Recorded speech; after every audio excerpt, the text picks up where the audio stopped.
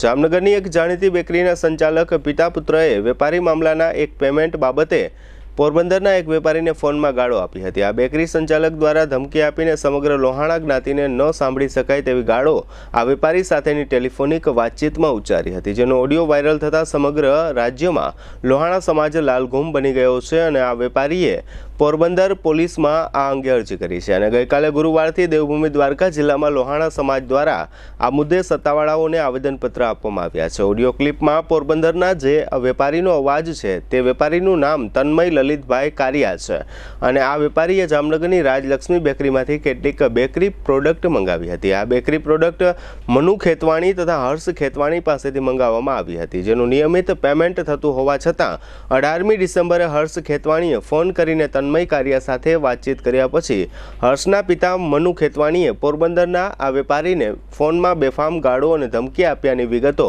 Audio ક્લિપમાં સંભળાઈ રહી છે, જે અનુસંધાને પોરબંદરના કમલાબાગ પોલીસ સ્ટેશનમાં હર્ષ તથા મનુ ખેતવાણી વિરુદ્ધ ફરિયાદ અરજી આપવામાં આવી છે અને ત્યારબાદ દ્વારકા જિલ્લાના ખંભાળિયા અને સલાયા સહિતના મથકોમાં આવેદનપત્રો પણ આપવામાં આવ્યા છે। જામનગર અને હાલાર લોહાણા સમાજના પ્રમુખ જીતેન્દ્ર લાલ દ્વારા પણ આ ઓડિયો ક્લિપમાં મનુ ખેતવાણી દ્વારા પ્રયોગ કરવામાં આવેલી અભદ્ર ભાષાને વખોડી કાઢવામાં આવી છે। આ પ્રકરણ અનુસંધાને ગઈકાલે ગુરુવારે રાત્રે જામનગરમાં લોહાણા જ્ઞાતિના યુવાનોની બેઠક યોજાઈ હતી અને આવતીકાલે શનિવારે જામનગર કલેક્ટર કચેરીમાં આવેદનપત્ર આપવાનો નિર્ણય લેવાયો છે।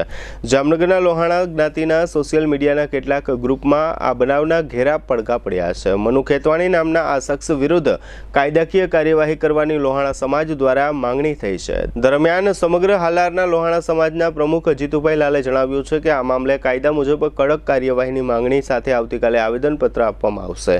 જીતુભાઈ લાલે વધુમાં જણાવ્યું છે કે આ ક્લિપ જાહેરમાં આવી તે સમયે હું મારા પરિવારના શોકમય પ્રસંગના કારણે બહારગામ હતો, તેથી ત્વરિત કાર્યવાહી થઈ શકી નથી। જ્ઞાતિના આગેવાનો સાથે ટેલિફોનિક ચર્ચાઓ કરવામાં આવી છે અને આવતીકાલે 6 જાન્યુઆરીએ સવારે 11 વાગ્યે લોહાણા સમાજના અગ્રણીઓ અને કાર્યકર્તાઓની વિશાળ ઉપસ્થિતિમાં આવેદનપત્ર આપવામાં આવશે અને આ મામલે જરૂર પડશે તો સમગ્ર હાલારના લોહાણા સમાજ દ્વારા આગામી કાર્યક્રમો નક્કી કરવામાં આવશે।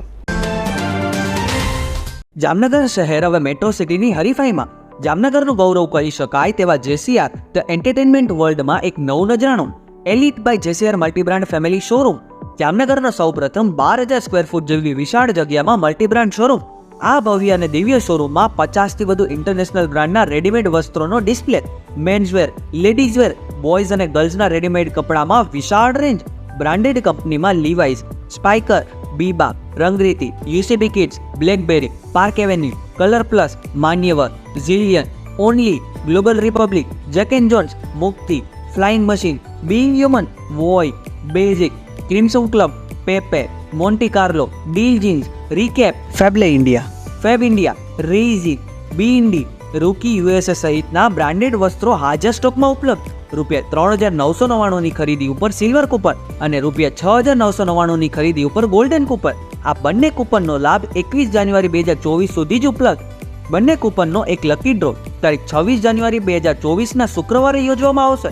આ લકી ડ્રોના વિજેતા થનારને 2 wheeler scooter, LED TV, fridge, washing machine, microwave oven, home theatre, branded cycle, luggage bag, mixer, smartphone watch, headphone સહિતના ઇનામો આપવામાં આવશે।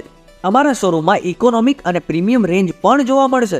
આજે જ ધ જેસીઆર એન્ટરટેનમેન્ટ વર્લ્ડ ખાતે પધારી મનોરંજનની સાથે શોપિંગ કરવાનો પણ લાવો મેળવો।